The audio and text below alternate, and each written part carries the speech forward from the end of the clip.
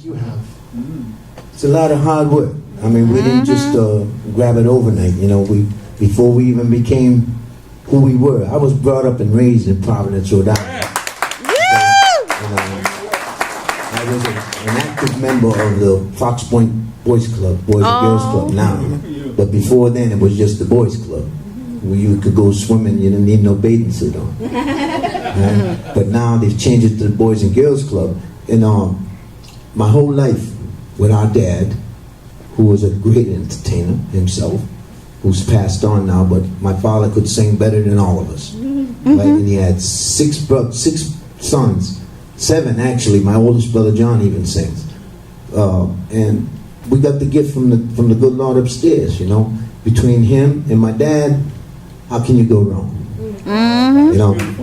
And if you want to do it, you really enjoy doing it, you got to stick with it. Stay with it. Focus.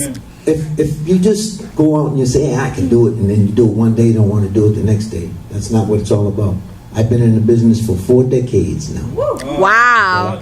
And this is what it's all about. Enjoy, because life is so short. Okay? Thank you. I have a question for you.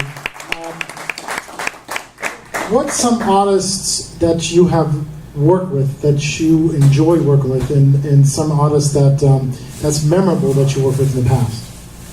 Well, number one comes to my mind because he was always my protege, and that was Marvin Gaye. Woo! And the first time that I had the pleasure of working with him, I tell you, he came on stage while we were singing, and the ladies just went wild. I thought they were giving us a round of a standing ovation, you know, but he was behind us, and you know, it felt so good because throughout my whole life, he was the guy I always looked up to.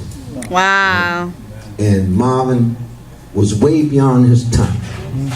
And if you sit and listen to the What's Going On album, Marvin preaches in there and says, Jesus left a long time ago, but when he left us a book to believe in.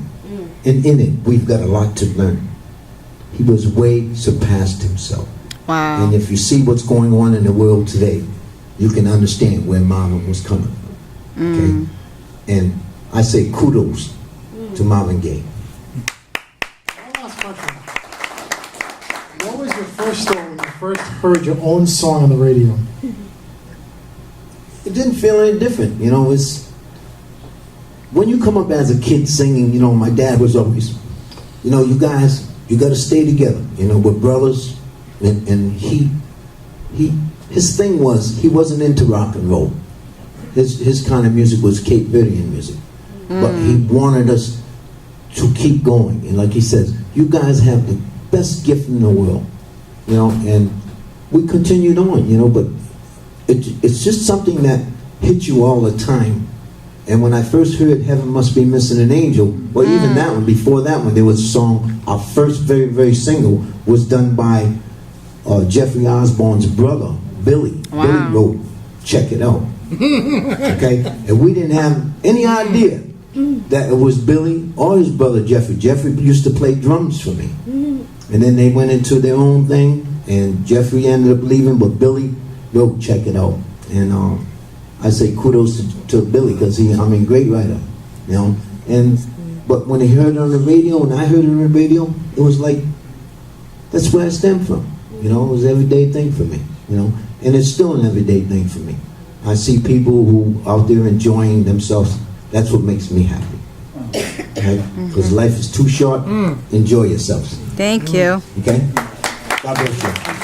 Thank you very much.